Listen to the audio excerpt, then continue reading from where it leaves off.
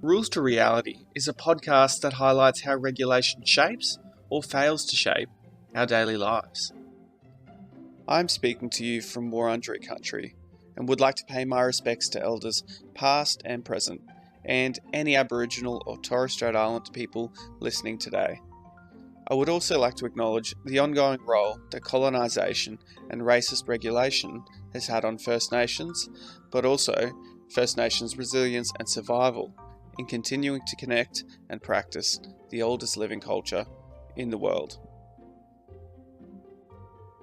Emeritus Professor John Braithwaite is speaking to us today. Very, very cool. In regulation circles, i.e. the cool circles, we consider John to be one of the foundational thinkers. Notice there that I'm pretending that I'm part of those circles now. In 1992, John and Ian Ayres wrote a book that would change the way we think about regulation. It was called Responsive Regulation, Transcending the Deregulation Debate. It helped change the conversation about the role of regulators, it was constantly torn between laissez-faire approaches of little or no regulation and command and control approaches built on almost exclusively punitive interventions. It's still instructive today. John has been one of the biggest advocates as well for restorative justice, an approach that departs from the punitive or retributive approach to justice that we conventionally see here in the West. John summarised it beautifully as, because crime hurts, justice should heal. So how do these systems of thought go together to address some of the emerging and at times overwhelming issues we face today? Well, John explains that today in a wonderful conversation. So please enjoy this episode, subscribe, and rate the podcast on iTunes or Spotify. All right, thanks, John. Thanks so much for coming today. I was very excited and nervous about interviewing you. I did joke online that you are the godfather of regulation. And so with that in mind, I'm wondering, why do you think regulation even matters? Why does it matter to you? And why does it matter to the community? Well, I feel that many times my work has been assassinated, so only in that sense do I feel like a godfather. But it is lovely to be with you, Simon, and I'd like to start by acknowledging that I'm speaking to you from Yuin country here on the south coast of New South Wales. So you're far away with whatever specific questions you would like, and yeah. Well, thank you, John. Well, so, I mean, a lot of people don't really understand why regulation would even matter to a community or to social justice. I mean, why do you think it matters to social justice or the people you care about? Yeah, well, I certainly do it because I do think it matters a lot. Like when I was working with Tony Mackay and Valerie Braithwaite and Diane Gibson and others on aged care regulation, that was because we did see that as a field that was in crisis and where there was a lot of suffering. I mean, we think of ourselves in a free society, but there was, for example, a lot of physical and chemical restraint in aged care and still is to a significant degree. And so, if you tie people up in a chair all day, I mean, what sort of legacy of freedom are we leaving to our older people who are struggle free? So that and regulation has worked with that problem. For example, in the United States, there were regulatory changes more than 30 years ago, about 30 years ago, that resulted in the proportion of nursing home residents who were physically restrained, put aside the chemical restraint, who were physically restrained, tied into a chair, tied into a bed, without the option of untying themselves for large parts of the day, was over 40%. And after the new regulatory regime to put pressure from inspectors who were tramping the beat and visiting aged care facilities, that reduced to under 4%. So a tenfold improvement. And there are lots of areas where, we tend to, as with my work on peace building, people always notice peacekeeping missions that have failed in Rwanda, in Somalia, for very good reasons. You can't have anything more newsworthy than a genocide. But the success stories of peacekeeping are less visible.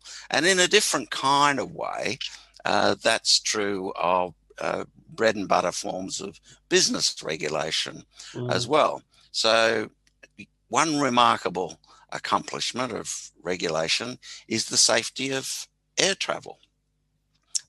In the middle of the 20th century, it was pretty unsafe to fly a plane on any kind of trip around Australia or internationally in the 1930s was reasonably hazardous. But in the later decades, in the mid and late 20th century, it became a lot more safe to fly through the air to get from A to B than to travel across the ground or across the sea. And that's a bit remarkable when you think about it, because it should be more dangerous to get there through going right up in the clouds. But the accomplishments there were not so much about punishing safety infractions as they were about reporting near misses and learning from near misses. So I interpret that accomplishment as one of restorative and responsive regulation. So if you're a pilot and you have a near miss with another plane, or if you're a control tower operator and do so, and you report it, and lessons are learned from your mistake, even if it's a mistake that was affected by you behaving irresponsibly with your health, for example. So you shouldn't have been at work when you were in that condition. You still come clean on it. The tradition in that field of regulation was not to be punitive toward you, but to be appreciative of the fact that we're all able to learn from your mistake, your negligence, your recklessness, whatever it was, even your criminality. But if you have a punitive regime, people may not be so honest. And so we've got to have a more selectively punitive regime. And air safety regulation is very punitive if you cover up. So if you think of George Pell and child sexual abuse in the Catholic Church, the way I always think of that is that his real sin was cover up, and that the cover up did much more damage than any allegations, true or false, against him as a person. But all the enforcement energy went into not the cover up, but the personal vilification, the personal accusations of particular things that he did.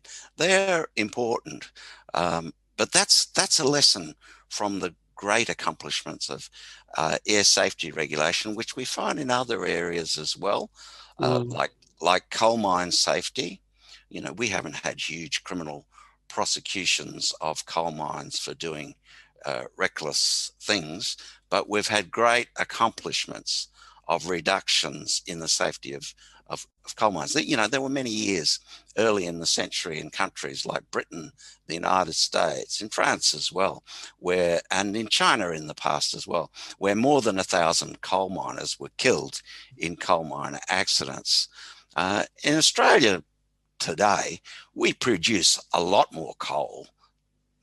To our shame, we produce a lot more coal than those countries did early in the 19th century when they were killing 1,000 people to dig it out. But we have many years where there are no coal miners killed in that process of extraction, and there are even greater numbers than that 1,000 were being killed decades later from black lung affecting their lungs. So that the cost of that part of the coal industry was also stupendous. But so what you've got there is a kind of 1,000-fold improvement in the safety equipment.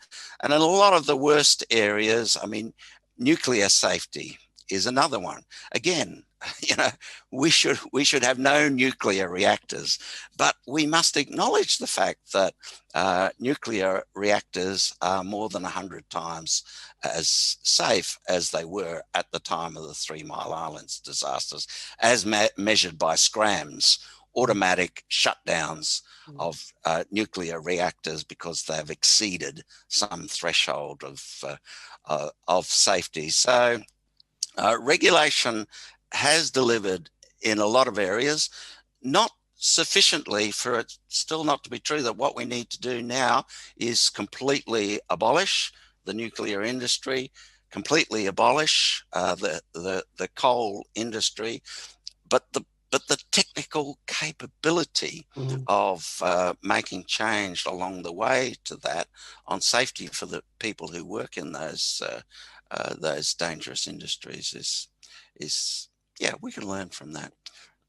Huge amount to learn, and I'm sure the listeners can understand why I was so intimidated talking to you when you just caressed across 5 or 6 different policy domains. And I think that is probably more than any other person we've interviewed in this podcast, a compelling case for why regulation matters to virtually every area of social life that you could come to care about. And I know you talked a bit about that kind of, automatically or hyper punitive response that we can take, or regulatory response that we can take to things. I know in the 1990s there was, and then the decades preceding that, there was a bit of an interminable debate between, the deregulation or purely persuasion-based advocates who said that the state should get out of the game and let the market decide, whereas others wanted that real command control, the other end of the spectrum, a real punitive or command and control type approach to regulation, where there was lots of directives, very prescriptive, and in some situations quite punitive. You wrote a little book with Ian Ayres that I think possibly anyone who cares about regulation has come across. It's called Responsive Regulation, Transcending the Deregulation Debate. I know it's what connected me to this work. What did you try to do in that book in trying to resolve these tensions? And is that an accurate framing of what you were trying to do? Yeah, it is, I think. I mean, if we stick with the nuclear power example, responsive regulation was written after the 3 Mile Island disaster in 1979 and after the commission report into what went wrong there. And that commission of inquiry concluded, what you had was the view up till 1979 that nuclear power is a very dangerous industry. The meltdown of a nuclear reactor in the metropolitan United States could cost hundreds of thousands of lives. So what we need is a highly rule-based, lots of rules, lots of punitive enforcement of those rules, taking them very seriously by significant sanctions, because this is a very dangerous thing that we're dealing with. Well, the commission found that what happened when there was a really serious crisis was that the managers of the 3 Mile Island nuclear power plant in Pennsylvania were acting like rule-following automatons, and they were also deeply afraid of losing their jobs if this had happened on their watch, and it would be found that some rules were not complied with. So they were getting all their people to run around to check whether this rule had been complied with or that rule had been complied with. What they needed to be doing, according to the commission, was to manifest systemic wisdom of the safety management system at the 3 Mile Island plant as an engineering system, and then think systemically about what responses are needed in the moment to abate the to abate the risk. Whether some mistake was made yesterday in, in not checking this or not checking that was not the issue. What the issue was, understanding what was happening and understanding the possible and the systemic character of the looming catastrophe, and understanding what kinds of systemic responses were possible. So that led to a different kind of regulation, which was more oriented to systems and principles and systemic understanding, and less oriented to everything results in a new pile of rules, so that in the clutter of rules there's not so much understanding. So responsive regulation was responding to a kind of a seesawing character of regulatory history, where there would be a catastrophe, as a result of which there would be a lot more rules and a lot more punishment put in place. And then in the decades after the crisis, there would be forgetting of the need for that. Sometimes there was a need for new rules and tougher punitive approaches, for sure. And in the decades after, that would be erode. There would be more regulatory capture and even corruption of regulators. And what you would end up with was back to a very soft, non-punitive, trust business regulatory regime. Mm-hmm. And the seesawing in itself was counterproductive, because neither extreme was the best way to go. And what we needed was a more sophisticated mix of punishment and persuasion. And that's what responsive regulation set out to be, particularly through the idea of the regulatory pyramid. So you start with persuasion and the dynamic response. It's not just the mix, it's how you sequence the mix that's important in the regulatory design that responsive regulation worked on. Yes, absolutely. And I'll make sure to include in the show notes. Any chance I get, I always include the pyramid of sanctions, and people roll their eyes at me now, but I always bring it up. But absolutely, it's been a transformative concept in the way that we understand regulation. And it's interesting the way you explain that, because I suppose I didn't understand. I understood there were those two approaches, but I didn't understand that often you would the cycle that you spoke about, that it might start in a really command control process and slip and capture towards that that sort of persuasion based / captured approach. So I think that really articulates the need for that narrow corridor that you have to travel down as a responsive regulator between being overly punitive or prescriptive and being captured by the people you're meant to regulate. Sorry, did you want to go? Oh, and I think the other important thing about responsive regulation is that the risks of capture and corruption are endemic. So it's inherent in the nature of business regulation that business ultimately will capture regulators in significant ways. There'll be jobs for regulators who do a splendid job of letting industry do things that they should not be allowed to do, and so on. So then the other important piece of responsive regulation is third parties in the regulatory process, whether that's the environment movement with environmental regulation, or trade unions with occupational health and safety, the consumer movement with consumer product safety, and so on. They play that very important role. Without them, the inevitability of captured regulation, which is not punitive enough when it should be punitive, will not be remedied. Yeah, and we were going to talk about that later, but I think it's a good segue to that discussion around that tripartite sort of third party that you need to hold the regulators accountable. My experiences in mental health and human rights, and I it's a real issue in this space. I've worked within and outside of regulators, and we do need more civil society.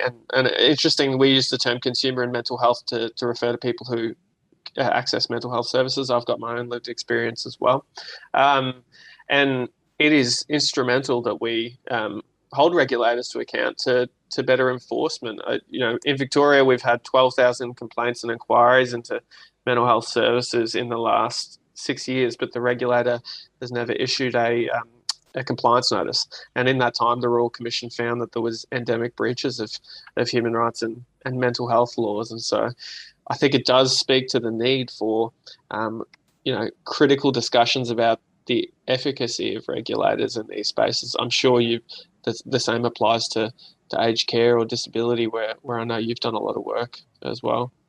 Yeah, there are big similarities, Simon, and we see those similarities come through with the COVID issues too, don't we? With homebound or institution-bound populations being the populations who have suffered so much of the brunt of the COVID crisis, and our regulatory response not being adequate. So, the Australian government aged care regulators stopped going out to kick the tires at aged care facilities to check that they had infection control systems in place in those homes for so many vulnerable people. Yes, you need to protect your inspection force, but goodness me, the police were going out, and what the police were doing was not making nearly as much difference to the ultimate death rate from COVID in Australia, and this is true in many other countries as well, as aged care inspectors make. Go back to your very first question, regulation matters. And so advocacy groups are very important there.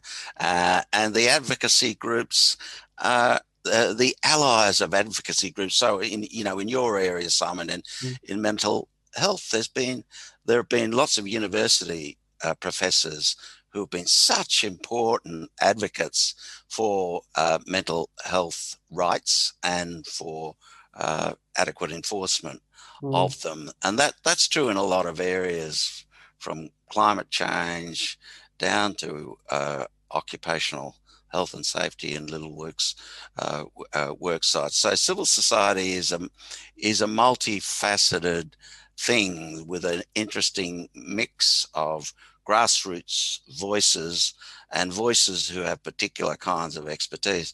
I used to actually, in the responsive regulation book, I think somewhere we said, well, you can't accomplish that in all areas. Like, what's the third party who's going to check that the Australian Taxation Office is not captured or corrupted?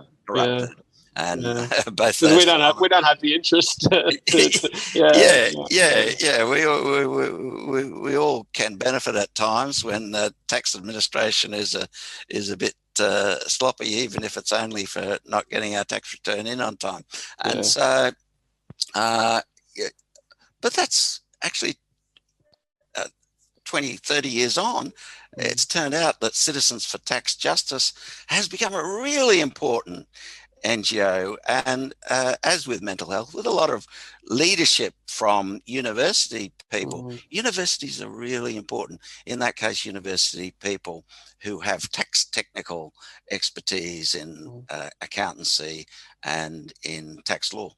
Yeah, absolutely. And it is one of the, it depends on the area. There needs to be a partnership often between people with technical expertise and people with lived experience of the relevant issue. I think the leadership has to come from below, as you're implying in that question. Yeah, absolutely. So hopefully those listening, we can continue to hold regulators to account.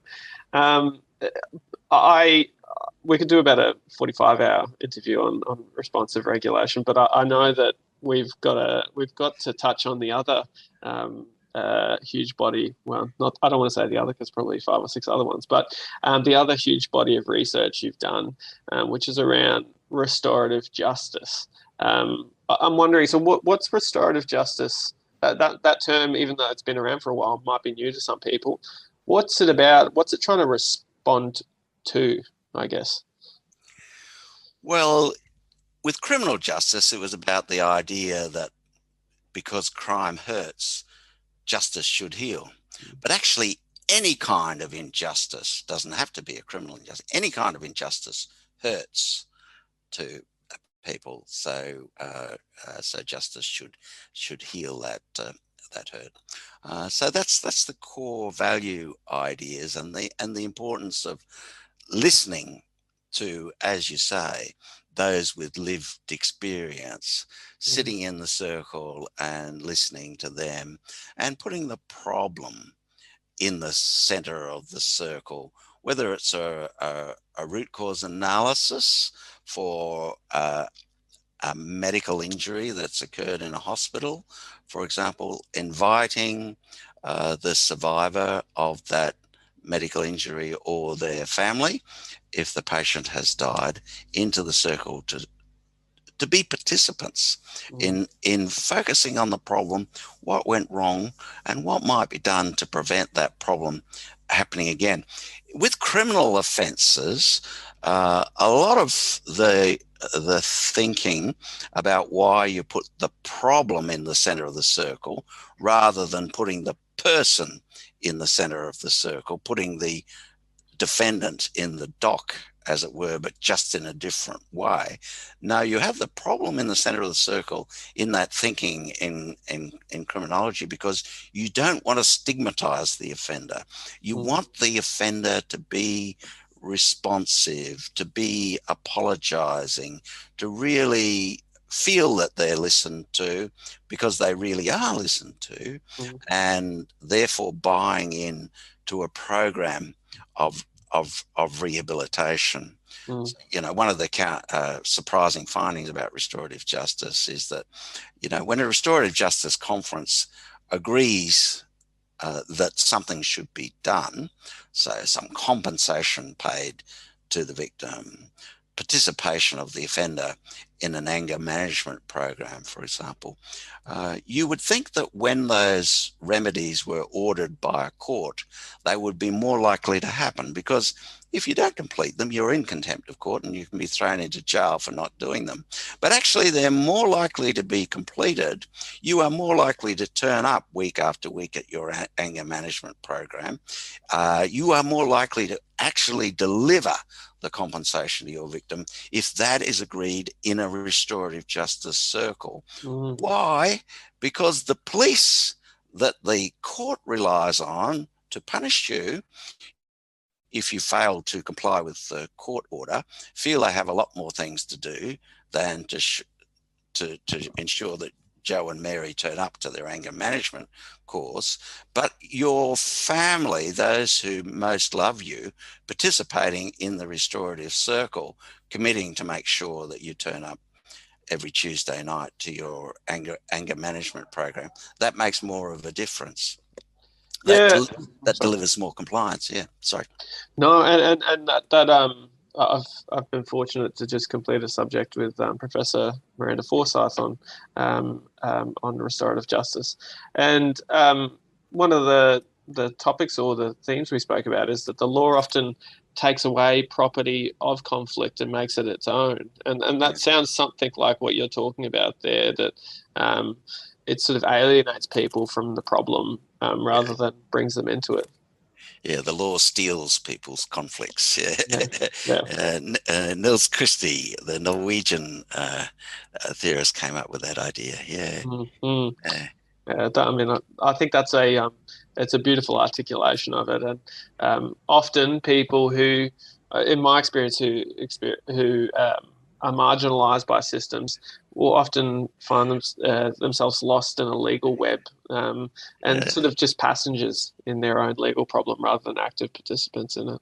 Yeah. And so in my field around human rights, and I think about human rights as being relevant to, and I'm sure you do, aged care, disability, even banking as well. To some banking and finance, definitely mental health is one I speak from.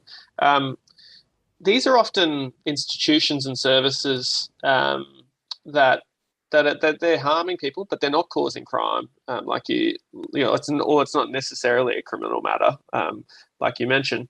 What do you think combining restorative justice and responsive regulation could mean for sectors like that? Yeah. Well, the first thing to say on that issue of putting the problem in the center of the circle, so that argument about stigmatization might or might not be as profound with a mentally ill person as with a criminal defendant, but there are definitely stigmatization risks in a badly conducted restorative process where you have a sort of a blaming of the victim, a blaming of the mentally ill patient for whatever it is that happened. But beyond that, stigmatized, yeah. Can I just jump in? The things I witness are more unlawful breaches of their human rights by mental health services. Yeah. That would be my worry. I suppose to take the stigma point, you'd argue it could stigmatize the individual clinician. I imagine maybe the adjunct to what you're saying. I'm not sure. Spot on your comment.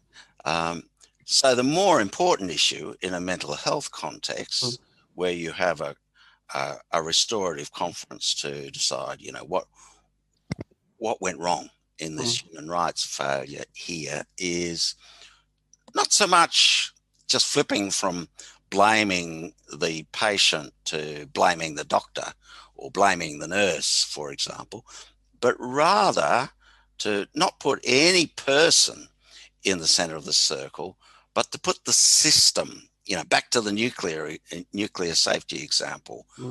What's wrong with the safety management system here? How can we improve the system so that mentally ill people have their human rights respected?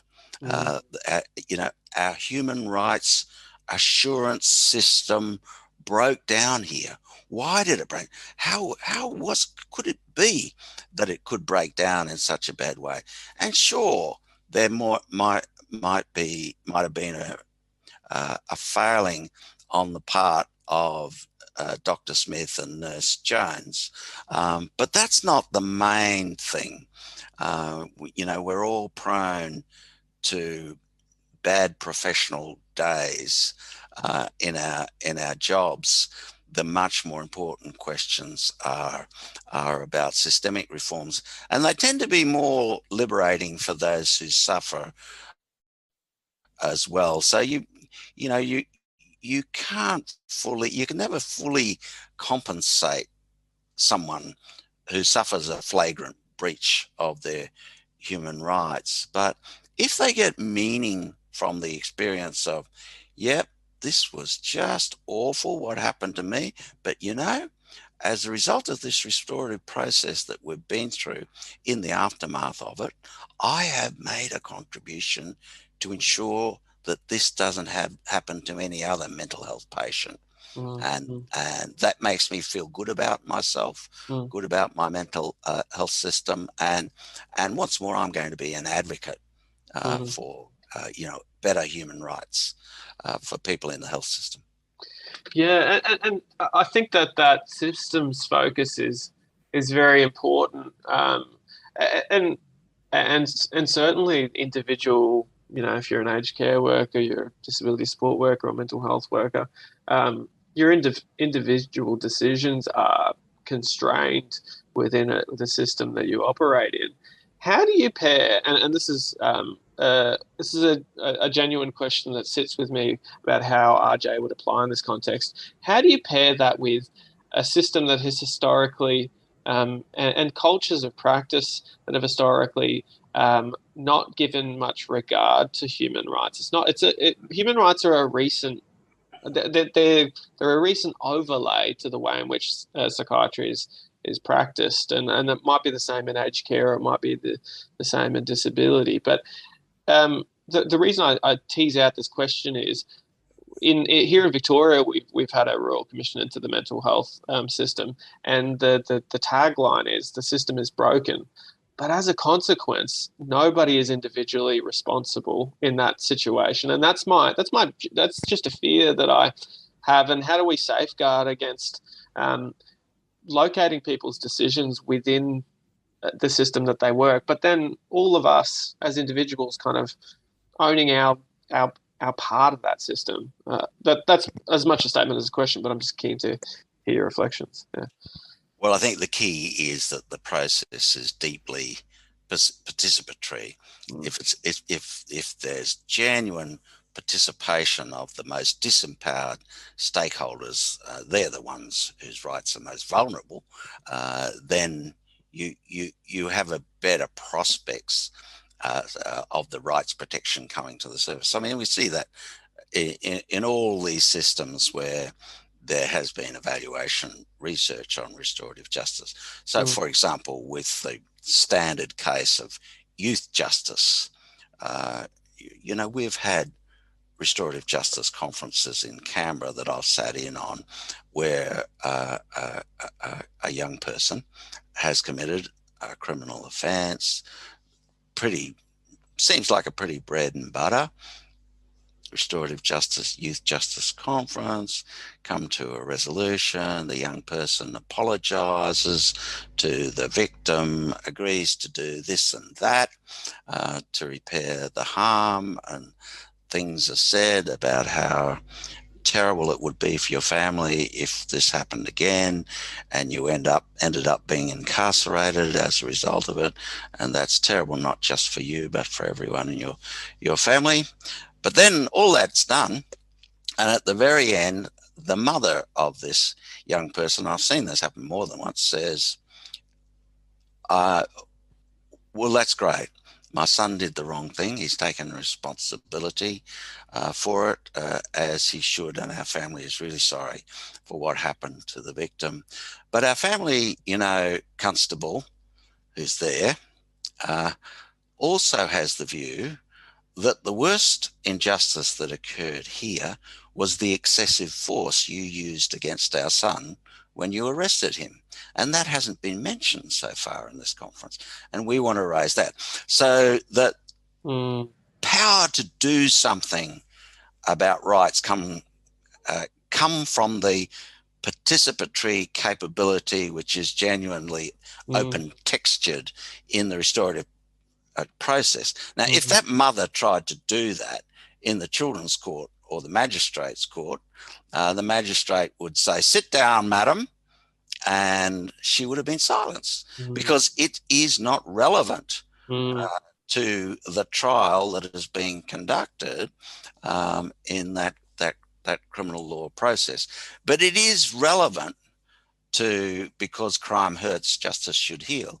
It is relevant to the restorative ethos. And so she has to be listened to. And in fact, in youth justice, restorative justice conferences, mothers of offenders are listened to more than anything else. They, we in our research in Canberra, we had staff who would sit in the room with old-fashioned technology of stopwatches to time who was speaking for how long. And there was more airtime by mothers, and overall a bit more airtime by women than by men in the restorative justice. So that's the gender equality empowerment point. In the court, it's male voices, whether they're voices of judges or police or lawyers, who have more of the airtime. Yep. And that's I'm glad that there's some spaces where us men don't drown out the conversation. I bet that would be what would happen if that research were done with mental health restorative justice.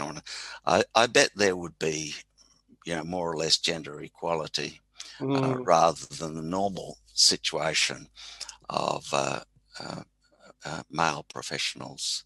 Yeah, I'd be interested in the equality around service provider versus service user, and kind of those epistemic things of whose perceptions count as fact as well. I think that would be interesting. And but what you're talking to there, if I've understood, is particularly when you talk about the person who's who the excessive use of force by police and bringing that into the discussion.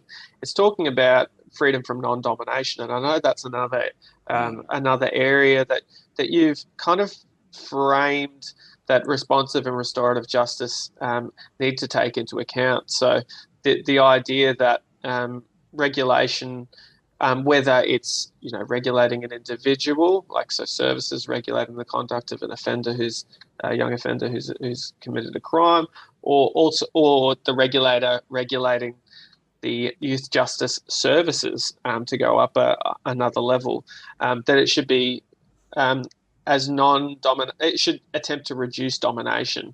I mean, could you explain a bit more about that and whether I've accurately, possibly not, explained that?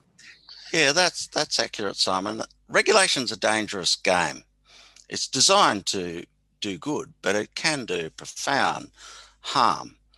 And so we need to have a set of principles that will guide us to have a view on what's good regulation and what's bad regulation. And from the Republican political theory shtick that our ANU colleague Philip Pettit in the philosophy program and I share and participated in developing as a different kind of Republican political theory, which says that the key thing is freedom. The key thing is freedom for mentally ill people, which includes freedom from domination by their disease, freedom from domination by a health system which can be dominating at times. So it's, the freedom, thin liberal freedom of being able to make more choices is a good thing and part of freedom, but it is too thin. It is too shallow. You need this deeper sense of freedom that I am empowered to make all of the choices that would be possible to make, that I have the capability to do that. It's another related tradition about freedom, the capabilities tradition of freedom that you see in the writing of people like Martha Nussbaum. So that's what we've chosen, and we chose it because regulation is a dangerous game that can threaten freedom. So let's make the ultimate value freedom, and always be putting whatever we do to that test. So if we decide to put a criminal in prison, or if we decide to incarcerate a mentally ill person or a person with risk of COVID into COVID quarantine, we've got to ask the question, that is constricting the freedom of that targeted person. We've got to ask the question whether that constriction of freedom will be less than the freedom we create through that regulatory activity. And with many quarantine activities in the right context can pass that test. Sometimes enforced confinement of the mentally ill can pass that test. A lot of the time it doesn't. Sometimes even putting offenders into prison pass that test. 90% of the time, more than 90% of the time, it does not. I believe that more than 90% of the people who are in our prisons should be released, and their problems should be responded to in more restorative and responsive ways with capabilities for escalation.